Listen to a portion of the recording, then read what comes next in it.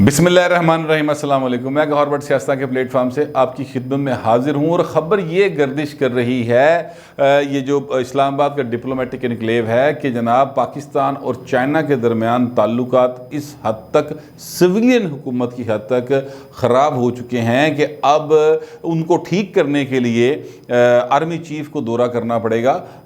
और ये कहा जा रहा है कि आर्मी चीफ़ जो हैं वो जल्द ही दौरा करेंगे चीन का, और इस सिलसिले में चीन के जो कौंसलेट हैं या चीनी ज़राए जो हैं सफारत खाने के, उनका कहना ये है कि कहा यह जा रहा है हमें कि जनाब इस दौरे के दौरान जो कि मुजवज़ा दौरा है वो उसमें चीनी वज़ीर सदर के साथ मुलाकात करना चाहते हैं ताकि मामलात को बिल्कुल यानी रीफ्रेश कर लेता जाए और चीज़ें बिल्कुल ठीक की जाएँ। अच्छा, पाकिस्तान और चीन के दरमियान कभी इस तरह के मामलात नहीं बने जिसमें ये कहा जा सके कि जनाब चीन जो है वो पाकिस्तान पर शक करता है या शक की निगाह से देखता है या पाकिस्तान पर एतमाद नहीं करता। कभी माजी में ऐसा नहीं हुआ, हमारी 70 साल तरीक में ऐसा नहीं हुआ। 71 साल तरीक ये अगले जो 3 साल ने ना 2018 तो ऑनवर्ड, इसमें चीज़ें इतनी ज़्यादा ख़राब हुई हैं कि हालात जो हैं वो अब काबू में नहीं आ रहे। और इसकी इब्तिदा कैसे हुई मैं आपको बताना ये चाहता हूँ। मैं जो पॉइंट मेक करना चाहता हूँ वो ये है कि ये हुकूमत जो है ये इतनी नाअहल है कि ना सिर्फ ये कि अंदरूनी महाज के ऊपर, यानी अंदरूनी महाज क्या होता है हुकूमत का, अमन अमान की सूरत हाल होती है, महंगाई की सूरत हाल होती है, बेरोज़गारी होती है, या इन्फ्लेशन को रोकना होता है, या आप यूँ समझ लें कि नए मंसूबे शुरू करने होते हैं। आप इन सब में देख लें कि हुकूमत किस तरह बुरे तरीके से नाकाम है। हद ये है, आप अंदाज़ा लगाएं कि ये जो एक वाक़या हुआ है, चले मिसाल के तौर पे मैं बहुत ही दूर की गल्ला नहीं करता, नज़दीक की बात करता हूँ। कल का एक वाक़या है कि एक रिक्शे में 2 माँ बेटी को रिक्शा ड्राइवर उसके साथी ने मुबैना तौर के ऊपर गैंग रेप का शिकार कर दिया। अच्छा, अब वो एक वाक़या हो गया। उस वाक़ये के बाद जो है ना उस्मान बुज़दार साहब, उनको नोटिस लेना पड़ा कि जनाब ये बंदे फड़ो। अब उन्होंने 2 बंदे, एक बंदा पकड़ा तो फौरी तौर पे ये टिकर आए और ये ख़बर चलाई गई उस्मान बुज़दार की जानिब से कि जनाब उस्मान बुज़दार के हुक्म के ऊपर आईजी ने फौरी तौर पे पुलिस ने बंदा पकड़ लिया, एक पकड़ लिया। उसके बाद दूसरा बंदा की खबर आ गई, उस्मान बुज़दार के फौरी हुक्म के ऊपर अमल दरामद हो गया। यानी यार ये SHO का काम है भाई ना, DSP का काम है, वध तो वध SP का काम है, इससे ज़्यादा काम ही नहीं है। वज़ीर आला पंजाब जो है वो क्या अपनी कारकर्दगी शो कर रहा है। मैं आपको एक्चुअली बताना ये चाह रहा हूँ कि कारकर्दगी है कोई नहीं ना, कोई मनसूबा बताएं नया शुरू किया हो, कोई मनसूबा शुरू नहीं किया। तो ये हुकूमत जो है ये सारी की सारी बिल्कुल जो क्या कहते हैं कि नाकाम है अंदरूनी महाज के ऊपर। अब बैरूनी महाज की तरफ देख लेते हैं। अमरीका हमें लिफ्ट नहीं करा रहा, ईरान के साथ हमारी नहीं बनती, सऊदी अरब जड़ा ओदा मुँह वखरा रहता है। अच्छा, सऊदी अरब और UAE को ठीक करने के लिए भी आर्मी चीफ को जाना पड़ता है, वो जाके उत्थे जड़ा ना गल्लां करता है, उन्होंने ताल्लुकात बेहतर करता है और फिर इमरान खान साहब को लेके जाते हैं। इसी तरह अगर आप नोट करें तो जो बाकी दीगर मामलात हैं उनके ऊपर भी आर्मी चीफ ने मोटे नहीं पसारा पार पे है। इस्टेब्लिशमेंट जो है ना वो सारी मुल्क के मामलात को देख रही है। यह जरा भाई पाया है वज़ीर आज़म के नाम होते, ये कुछ इमरान अहमद खान ने साहब जो है इनकी कोई ऐसी कारकर्दगी नहीं है कि इन पर कोई ट्रस्ट कर सके, जिसकी वजह से चाइना जो है वो अब हमसे काफ़ी दूर जा चुका है। हालात इनके ये हैं कि जनाब आपको मैं ये अर्ज़ करूं, थोड़ी सी मैं आपको माजी में, बहुत माजी नहीं नेड़े का माजी, लेकिन एक मिसाल पुरानी देता हूं। CPEC के ख़िलाफ़ ये हुकूमत जो है ना मार्ज़ वजूद में आई थी। आपको याद होगा 2014 में जो धरने दिए गए थे तब भी आना था, जो सदर था चीन का उसने आगे CPEC का बाकायदा तौर पर एक तकरीब होनी थी बहुत बड़ी। इन्होंने सदारती महल, वज़ीर आज़म हाउस और वो सारा पासा मल लिया और कोई नहीं आ सका। उस वक़्त की हुकूमत ने बड़ा कहा कि यार मेहरबानी करो, मुज़ाहरा परले पासे कर लो, ये नहीं उठे और 126 दिन का धरना दिया। वो सारे का सारा दौरा जो है वो ख़त्म हो गया। फिर ये दौरा आगे जाके 2015 में जाके हुआ था और फिर CPEC का बाकायदा चीज़ें शुरू हुई थी। 1 साल इसके तरह डिले हुआ। 2018 में ये आ गए, जुलाई के इंतखाबात हुए। अब वो इंतखाबात के ऊपर जो भी लोगों की रिजर्वेशन हैं वो अपनी जगह पर, लेकिन आते ही इन्होंने जिस काम पर आए थे लागे पाए ना दे। ये अब्दुल रज़ाक दाऊद साहब है, मशीर बराए तजारत हैं। इन्होंने आते ही कहा कि जनाब, सितंबर 2018 की बात करो, इन्होंने कहा जनाब कि CPEC जो है ना इसके मुआहदे बड़े शेकी हैं और हमें इसको रिव्यू करना होगा। और फिर एक जगह पर उन्होंने ये भी कहा कि मैं समझता हूँ इनको 2-3 साल के लिए फ्रीज कर दिया जाए। यहाँ से काम शुरू हुआ जनाब, और फिर वो कम रुकिया कोई नहीं, और टुरदे ही लगाया। हद ये है कि IMF के साथ जो डील की गई और IMF के साथ जो मुआहदे किए गए, उसमें IMF ने लिखा, और ये फर्स्ट टाइम हुआ है पाकिस्तान की तारीख में कि IMF ने ये लिखा कि जनाब चीन के साथ मुआहदे जो है ना आप रिव्यू करेंगे। अच्छा, वो क्यों ना कहे रिव्यू करेंगे, साडा वजीर तजारत उन्होंने तो पहले कही जा रहा है रिव्यू करेंगे, वो क्यों ना कहें। IMF ज़ाहिर है किसका, IMF अमेरिका का, वर्ल्ड बैंक की अमेरिका का, ये चीन के तो नहीं है, और चीन जो है वो अमेरिका नूं कख नहीं पाता, ठीक है। लिहाजा ये एक पूरे का पूरा सीन था। अब हालात ये हैं कि आपको मैं अर्ज़ करूं कि 4 मई 2021 को आर्मी चीफ से चीनी सफीर की मुलाकात हुई, 9 जुलाई 2021 को आर्मी चीफ से फिर चीनी सफीर की मुलाकात हुई। अच्छा, फिर जनाब 10 अगस्त को चीनी सफीर से फिर मुलाकात हुई। 30 जुलाई 2021 को पीपल्स लिबरेशन आर्मी की जो 94 साला एक यानी 94 साला उनका एक जो जद्दोजहद है उस हवाले से एक तकरीब की गई GHQ के अंदर। वहाँ पर भी चीनी सफीर मौजूद थे और आर्मी चीफ भी वहाँ पर मौजूद थे।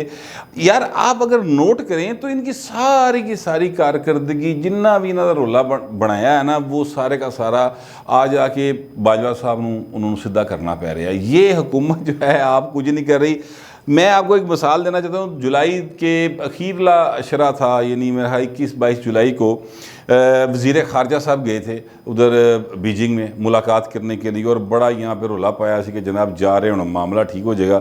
और उसकी वजह जाने की ये थी कि 14 जुलाई को दासू के ऊपर हमला हुआ था, दासू में चीनी इंजीनियर्स की जो वैन थी उसके ऊपर हमला हुआ था, और ये वज़ीर ख़ारजा साहब वहाँ पर गए, और वहाँ पर जो उनका इस्तकबाल हुआ, वहाँ पर इमिग्रेशन की अफसर थी, उसने उनको रिसीव किया, और उसके बाद जाके जिस गाड़ी में बिठाया वो गड्डी का ड्राइवर कितने हमारे सिगरेट पीने चला गया, वो 5 मिनट आए ही कोई ना। उसके बाद जनाब वो मुलाकात करने चले गए वज़ीर ख़ारजा से, बाहर इनकी मुलाकात तो हो गई, लेकिन उस मुलाकात के दौरान जब वो खाने का, लंच का या जो भी टाइम आया डिनर का, तो वो चीनी वज़ीर ख़ारजा वहाँ पर नहीं रुके। उन्होंने कहा जी मेरी और मीटिंग से आप खाना खा के जाइएगा। जिस तरह वो कहते नहीं कि मुंडा कलाया था खाना खा के जाना, वो वाला हाल उन्होंने किया। ये पाकिस्तान के साथ चीन की तरफ से ऐसा रवैया कभी नहीं हुआ था, लेकिन ऐसा रवैया देखने में आ रहा है।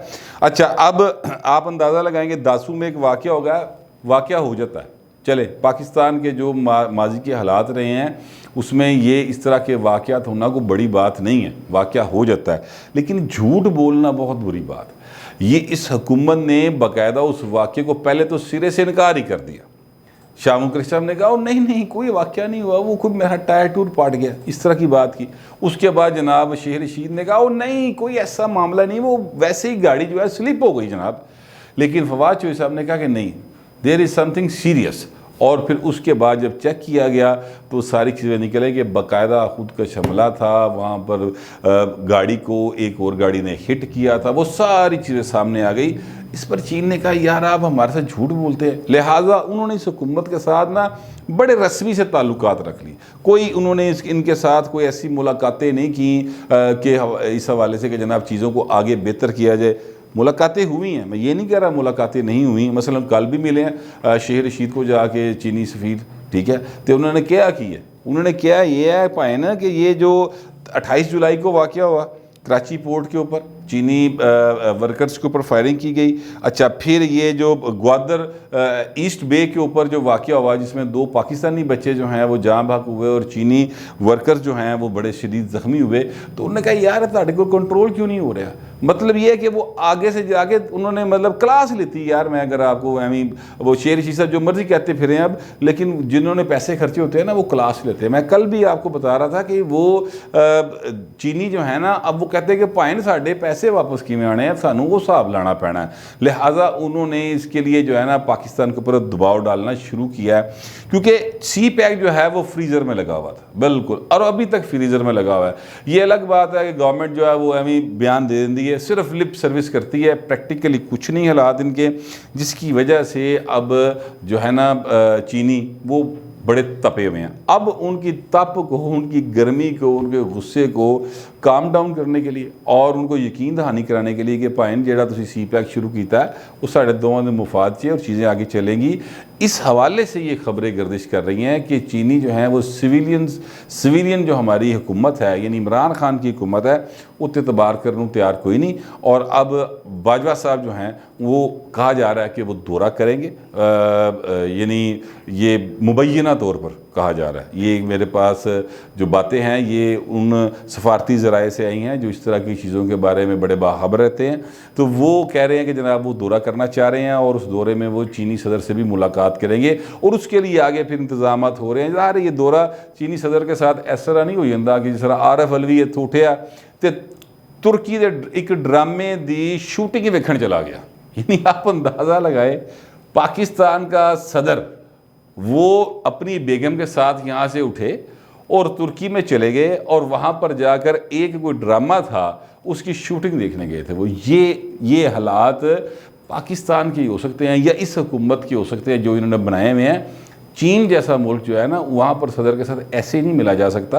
वो शेड्यूल्ड होती है, एक एक चीज़ प्लान होती है, लिखा होता है इस इतने मिनट पे मुलाकात होगी, इतने मिनट तक रहेगी, फिर चाय का वक्फ़ा होगा, फिर जनाब सदर साहब किसी और से मिलेंगे, फिर इस दौरान जो गेस्ट है वो रिफ़्रेशमेंट लेगा। ये सारी चीज़ें लिखी होती है, पूरे का पूरा शेड्यूल जो है वो बना होता है। तो इसलिए अभी से वो कहा जा रहा है कि उस बारे में टाइम शेड्यूल जो है वो टाइम एंड डेट चीज़ें तय की जा रही हैं। इसीलिए अभी तक पाकिस्तान ने इस दौरे को अनाउंस नहीं किया, लेकिन मेरे ज़राए ने ये बात बताई है, लिहाजा मैं आप तक ये बात पहुंचा रहा हूं। हालात जो हैं वो इमरान हुकूमत के हर हवाले नल पाकिस्तान जड़ा ना वो बिल्कुल इन्होंने कंगला करके रख दी, खोखला करके रख दिया। कोई हमारी वो रह नहीं गई। अभी ये अफ़गानिस्तान का मामला देख लें, इसमें सिर्फ लिप सर्विस है। जितनी भी हमारी इस वक्त की हुकूमत है वो सिर्फ लिप सर्विस है।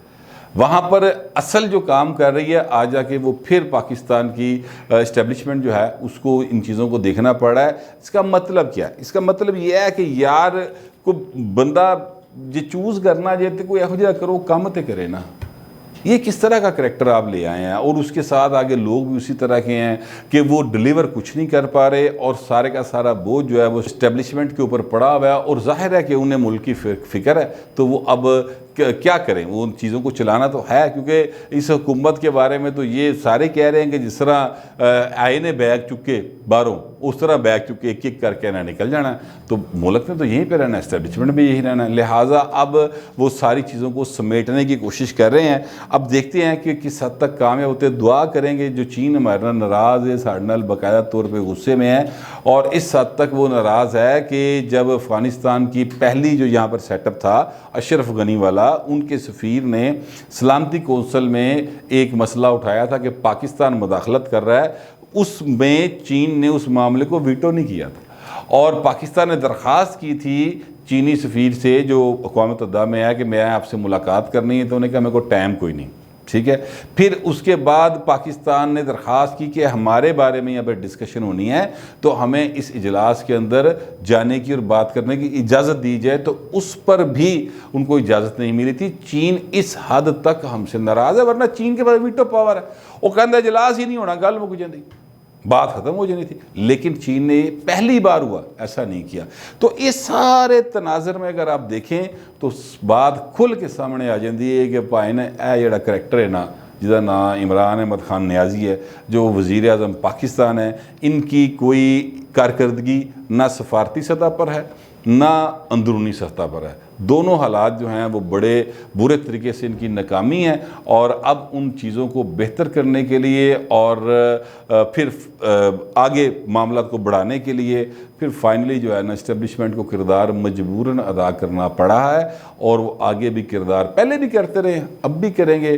बहरहाल दुआ करनी चाहिए कि अल्लाह पाक हमारे मुल्क के ऊपर रहम करे और जो भी हुक्मरान यहाँ पर सिलेक्टेड या इलेक्टेड दोनों सूरतों में हम पर आएँ वो पाकिस्तान के साथ सिंसियर हों और सिंसियर होकर काम करें। फिल वक्त तो मैं यही दुआ कर सकता हूँ, आप भी कीजिएगा। मिलते हैं अगले वीडियो।